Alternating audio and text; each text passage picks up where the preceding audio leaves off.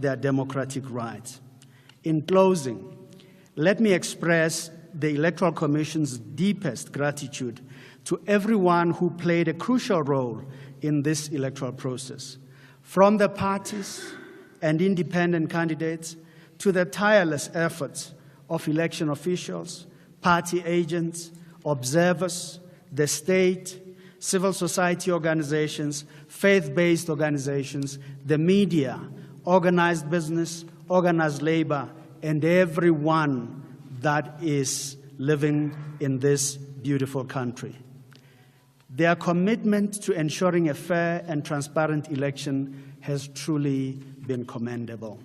Chief Justice, I now present the final list of elected representatives for the National Assembly and the 9 provincial legislatures. Will you please join me as I do so?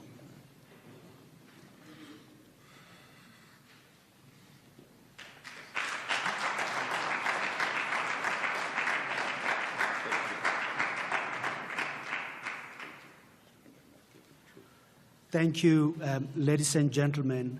May God bless our country.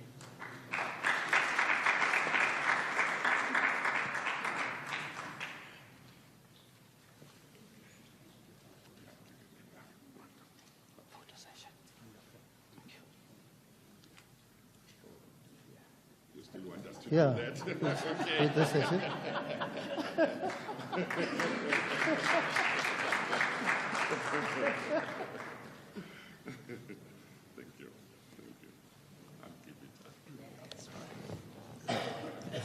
Thank you, Mr. Muyepia, for the short remarks.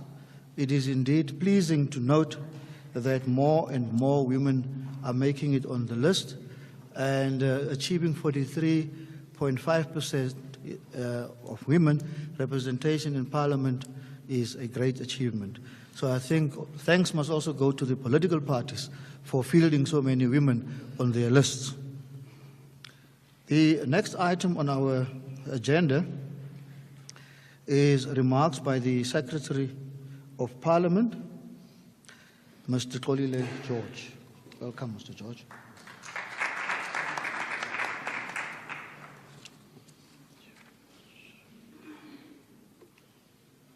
Judge President Musi, the Program Director for this afternoon,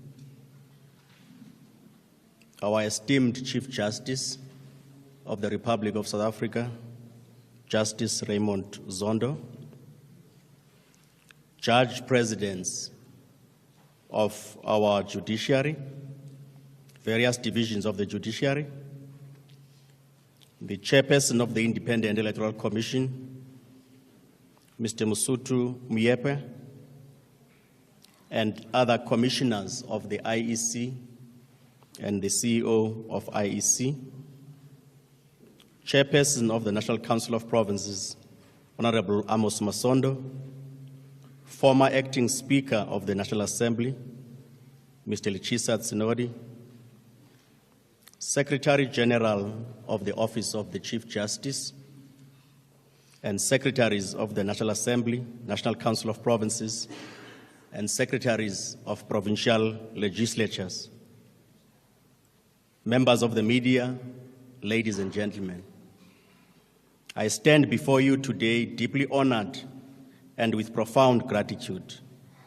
This moment marks a significant milestone in our democratic journey, and it is only fitting that we recognize and appreciate the individuals and institutions that have made this possible. Allow me to express my sincere appreciation to Chief Justice Raymond Zondo. Your steadfast leadership and unwavering commitment have ensured the swift and timely handover of the lists of designated National Assembly members. Your office has managed this delicate constitutional process with precision and integrity, arranging this significant occasion seamlessly. Your dedication to upholding the rule of law and ensuring the smooth transition of power is commendable. Thank you for your exemplary dedication and for steering this process with such diligence and respect for our democratic principles. I would also like to extend heartfelt congratulations to the Independent Electoral Commission. Conducting free and fair election is no small feat, and you have done so with unparalleled excellence. Your world-class systems have empowered millions of South Africans to express their democratic choices. It is through your tireless efforts that our citizens could vote with confidence, knowing their voices will be heard and their decisions respected. Your commitment to transparency, efficiency, and fairness have once again reinforced the integrity of our electoral process. I offer my deepest gratitude to the over 16 million voters who participated in these elections.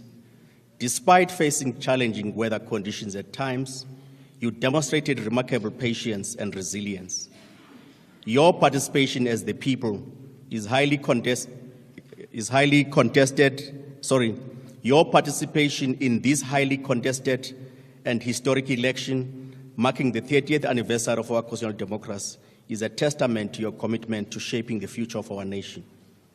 Your decisions have determined who will represent you in Parliament, and it is now our responsibility to ensure that the new Parliament carries your aspirations and hopes for a better future. At the end of the 6th parliamentary term, as you said, Chairperson of the IEC, a notable 45% of the National Assembly MPs were women in the last Parliament, and that was totaling about 181 female representatives. This strong presence of women was evident from the beginning of the term, when 179 women were sworn in as members of the National Assembly. Throughout this period, our Parliament consistently ranked within the top 10 of the Inter-Parliamentary Union, a body of all parliaments of the world, for world parliaments with the highest representation of women, underscoring our commitment to gender equality and inclusive governance.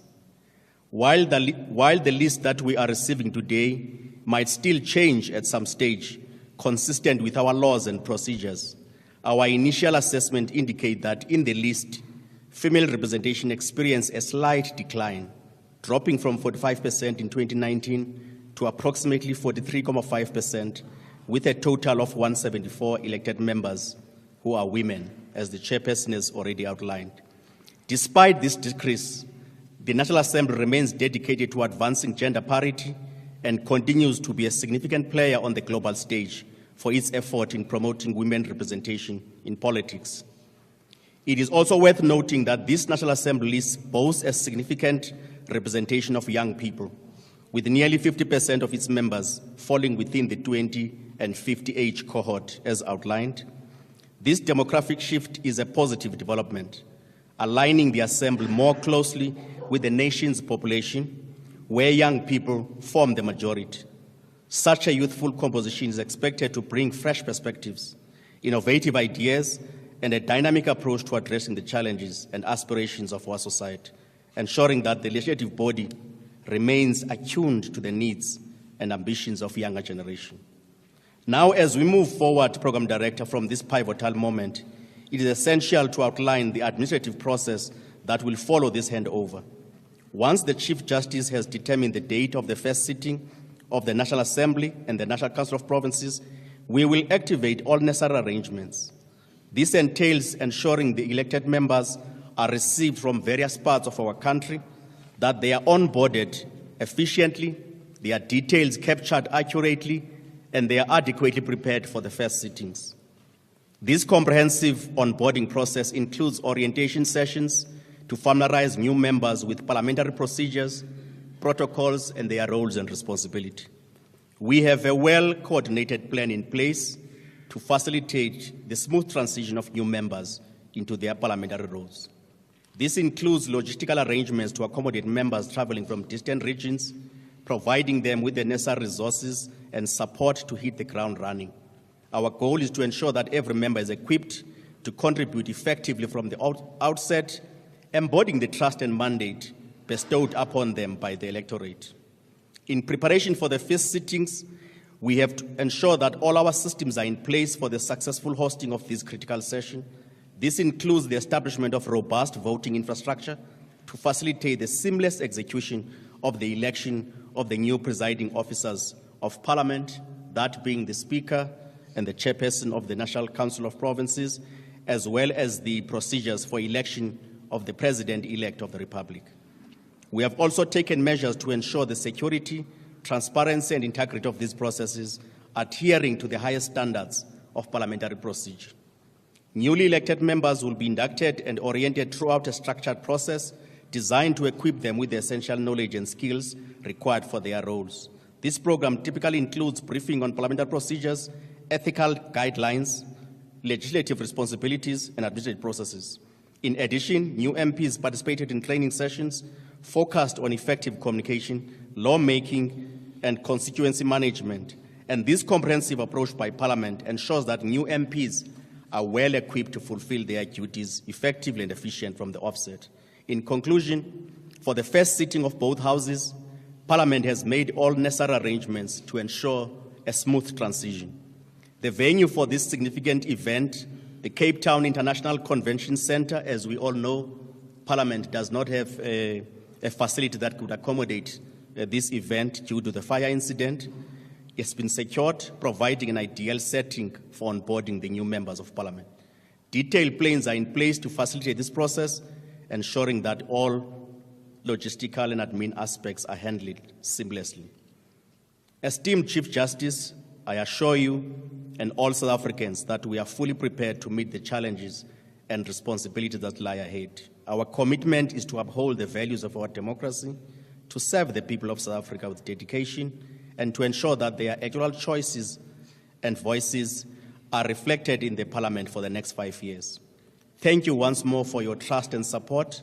Together we will build a Parliament that truly represents the voices and choices of the people of South Africa, driving forward our collective aspirations for a prosperous and just future. I thank you.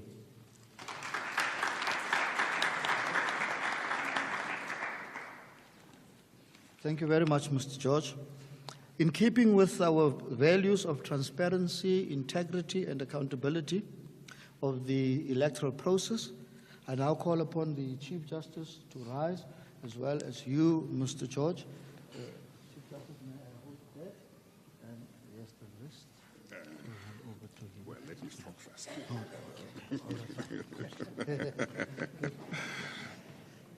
The JP here wants to make sure that I don't talk.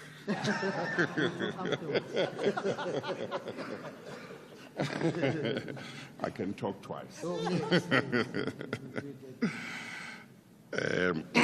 Program Director, thank you very much, Judge President Musi. Where's your list? Yeah, okay. The protocol list, yeah.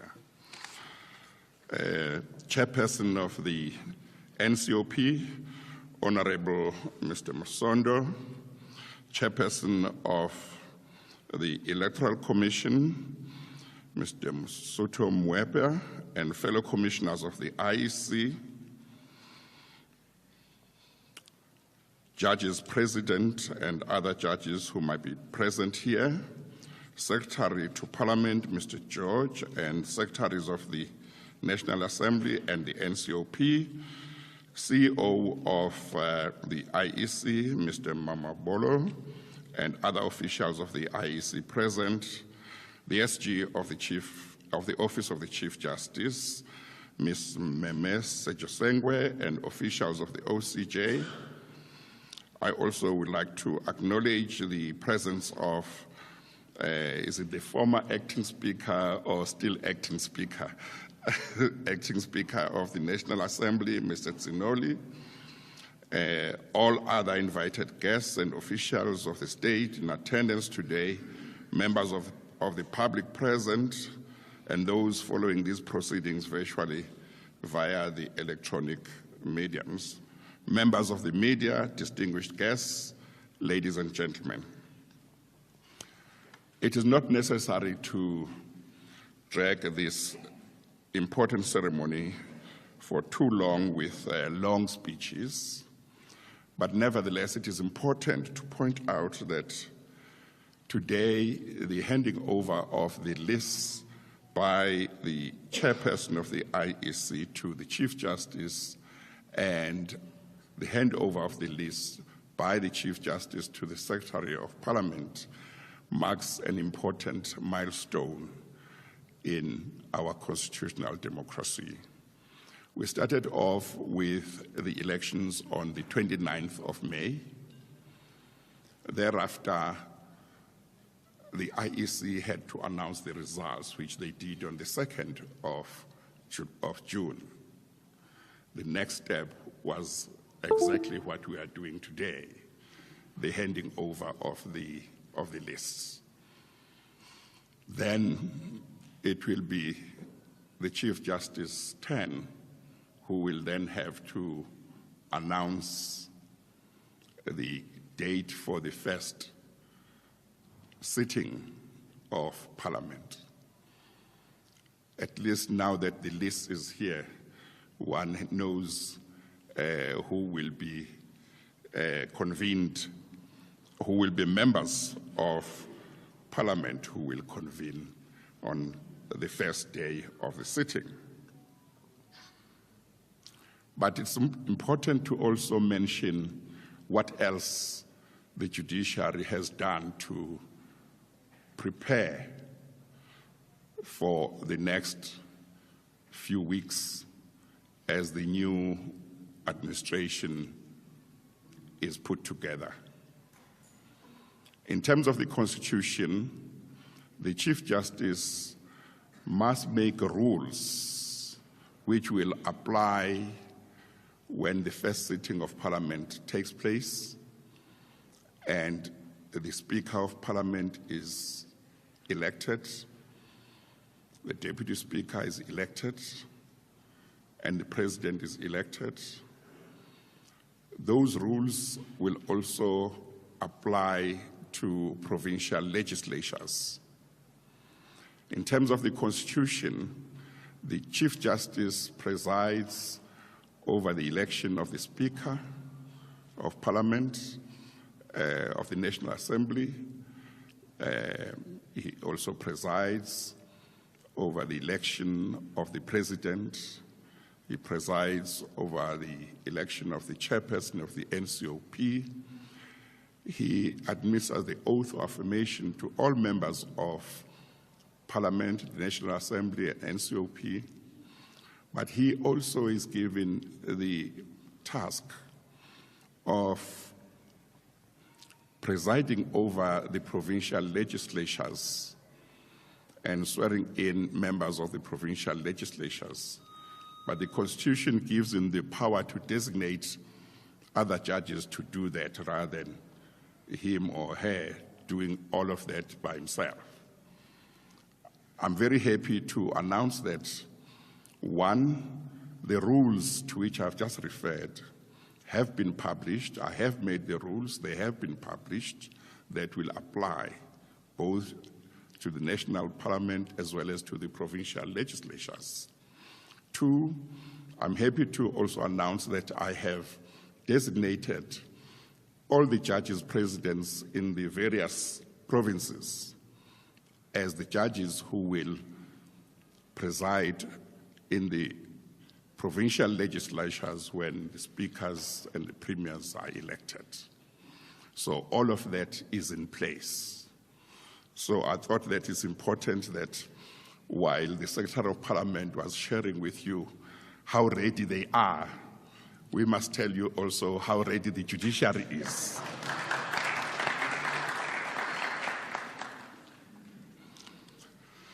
Let me take this opportunity to also thank the IEC for being able to prepare this list so soon after the announcement of the results. I think that that's very important. And as I've said, now that that step has taken place, then the announcement of the date for the first sitting of Parliament will be the next step. That, as you know, will be announced by the Chief Justice, and I think it's going to happen pretty soon. I'm not going to say it's going to be this afternoon. I'm not going to say it's going to be tomorrow, but it's going to be pretty soon. So I therefore want to simply say the judiciary will play its role to make sure that our constitutional democracy runs as smoothly as it should. I know that not everybody agrees on certain issues relating to the elections. The judiciary will continue to play its role if there are any people who are aggrieved and approach the courts.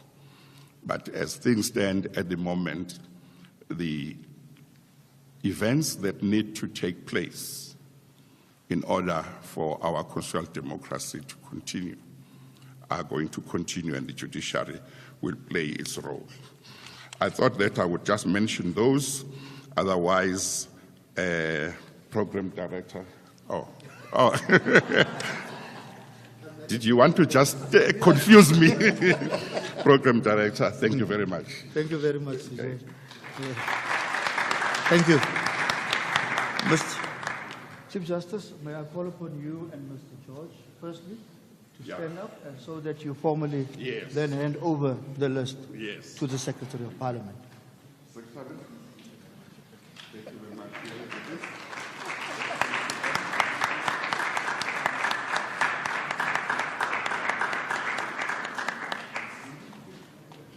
May I ask you, Mr. Muepia, and Mr. Zondo, just to join them for a photo session?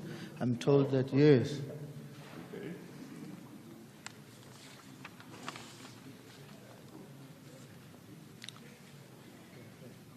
Okay.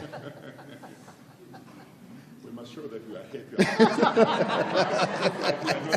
Yeah. Thank you. Thank you. You may be seated. Okay. I now call upon the presiding officer of Parliament, the chairperson of the National Council of Provinces, Honorable Mr. Amos Zondo, to make a few remarks. Thank you.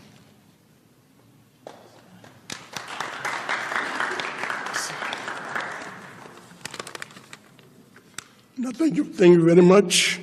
Greetings to everybody who's part of this important occasion.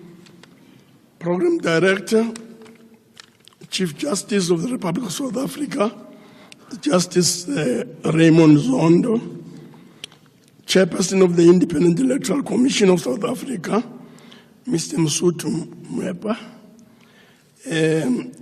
Secretaries of both the National Assembly and the NCOP, Kaso and Pindela, Secretary to Parliament, Mr. Kolde George, esteemed members of the judiciary and the IEC commissioners present, acting Speaker of the National Assembly, Chisa Tsinodi, ladies and gentlemen. Program Director, let me start by expressing an appreciation for the opportunity to make some remarks on this occasion of the handing over of the lists of persons elected to the National Assembly and the provincial legislatures. It is the beauty of the Constitution, or in keeping with the provision of the Constitution, that I take part in this ceremony in my capacity as the chairperson of the National Council of Provinces, given that members of the Council remain competent to function beyond elections up until immediately before the first sitting of the provincial legislatures. This is because permanent delegates to NCOP are appointed by the provincial legislatures. It is indeed remarkable that we undertake this task 3 decades since South Africa's first democratic elections in 1994. It is 3 decades since that first election in which South Africans of all races were registered on a common voters roll could vote. I'm sure that you'll agree with me when I say that for our democracy, the year 2024 represents a moment of reflection, a moment of recalculation, and indeed recalibration.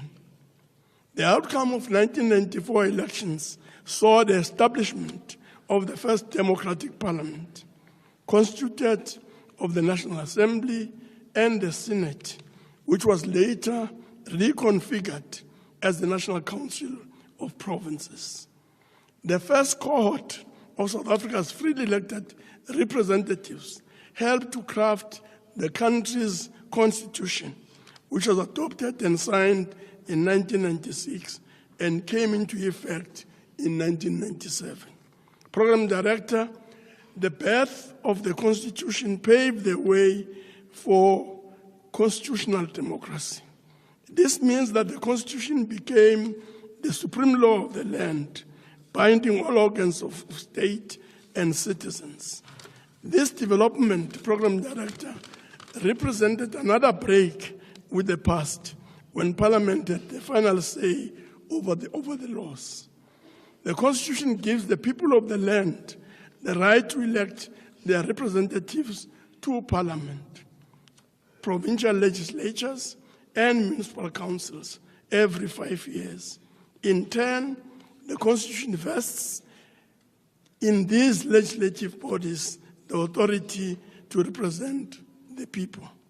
Essentially, our legislative institutions serve as critical instruments for advancing people's power and fast-tracking the transformation of our society. They also play an important role in the pursuit and realization of socio-economic outcomes.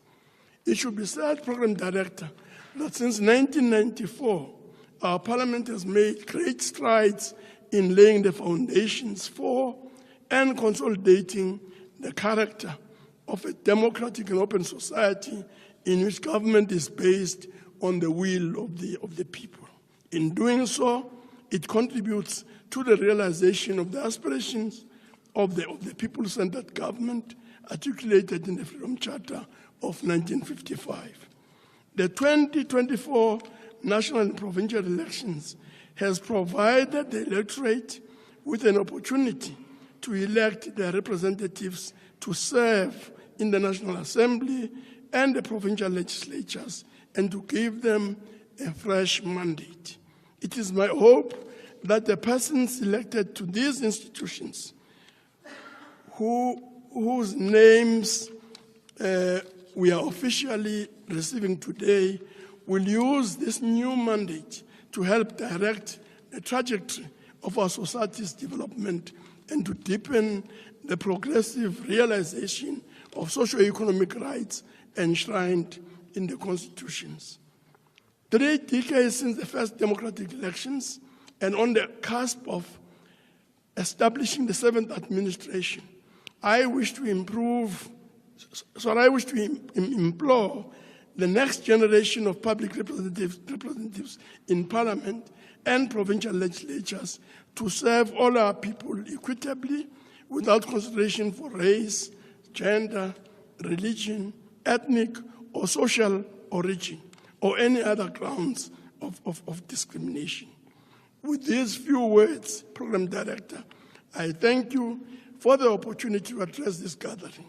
Allow me to applaud South Africans for exercising their rights to elect their representatives, and the IEC for once again delivering a credible election. I wish the Chief Justice well as he prepares to lead the judiciary in inaugurating the elected persons to the National Assembly and provincial legislatures, and thereafter for formally constituting the National Council of Provinces. Thank you very much.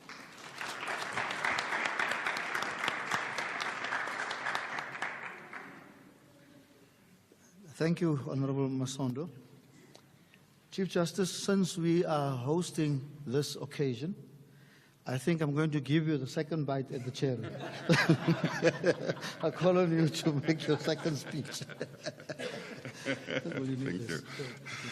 Thank you, JP. Very often throughout the periods of 5 years between one general election and another, you will hear whether it's members of parliament or members of the executive complain, for example, about the judiciary and saying that it's overreaching, it's usurping their powers, it's not staying in its lane.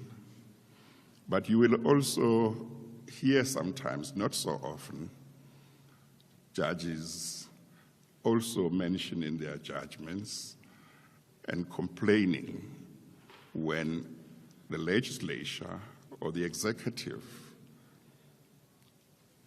intrude on their lane.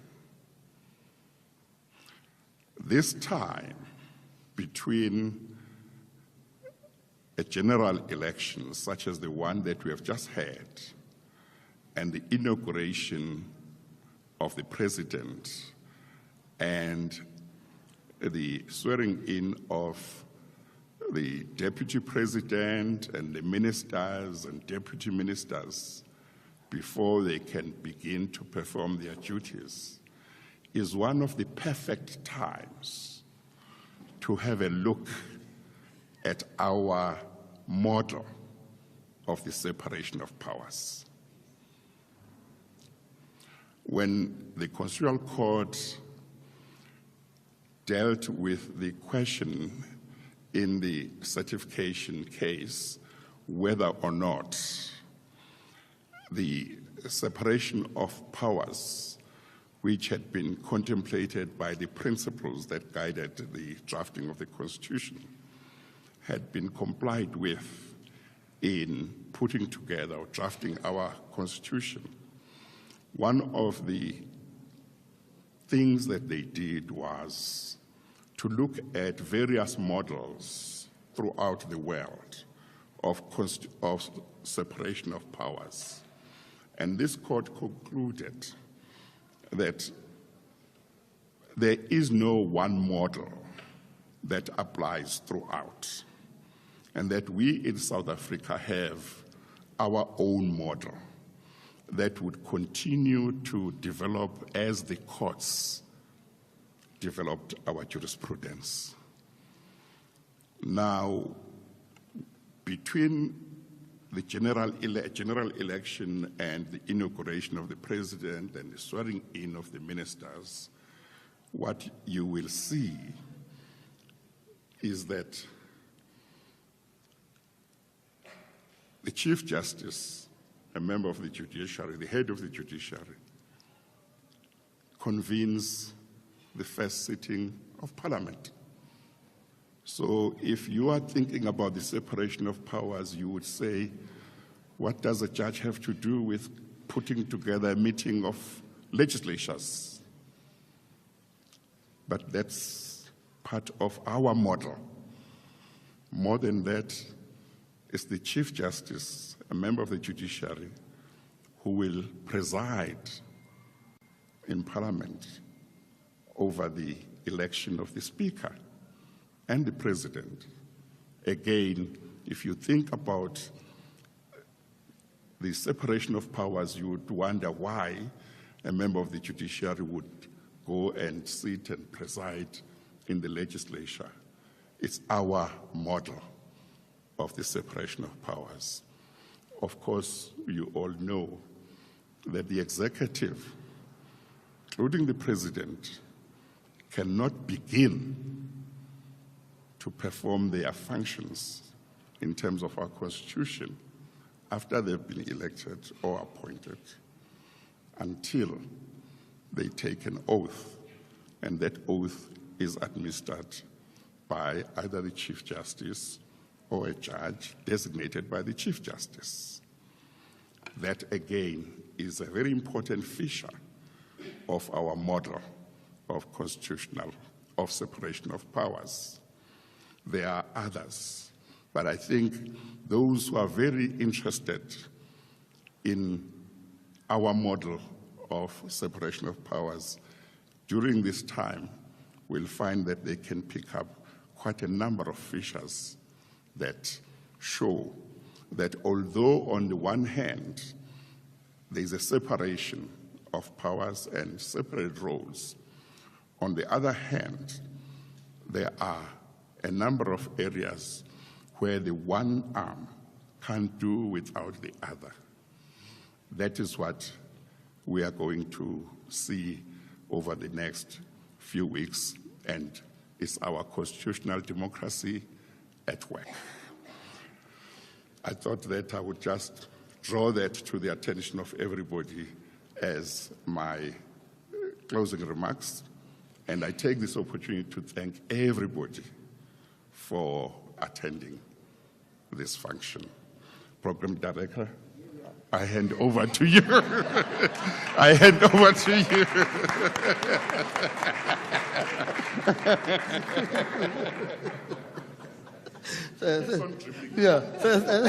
Thank you very much, Chief Justice. I think my time as Jack in the Box has also come to an end.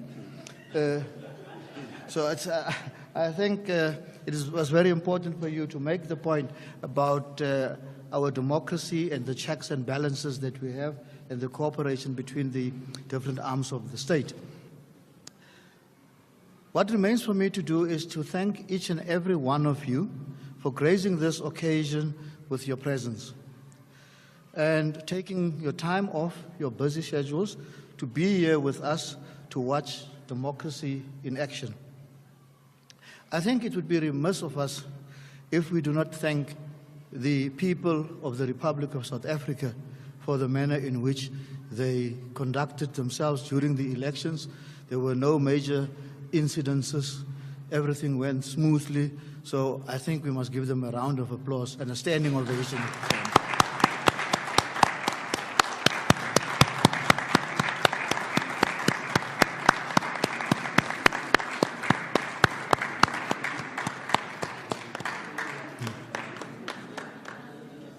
Thank you very much. The last item on the program is refreshments. I am told that refreshments will be served to my left there. There are members of the staff of the Office of the Chief Justice who would assist you with the refreshments part of it.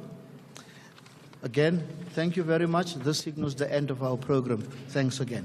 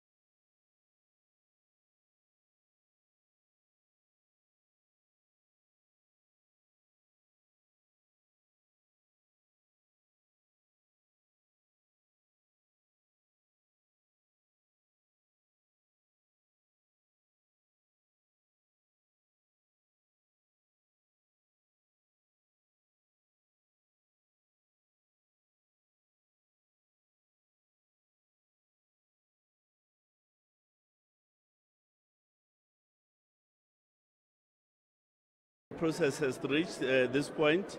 It is indeed the culmination point of the electoral process, and we hope that as the Chief Justice takes over, that we will constitute a National Assembly.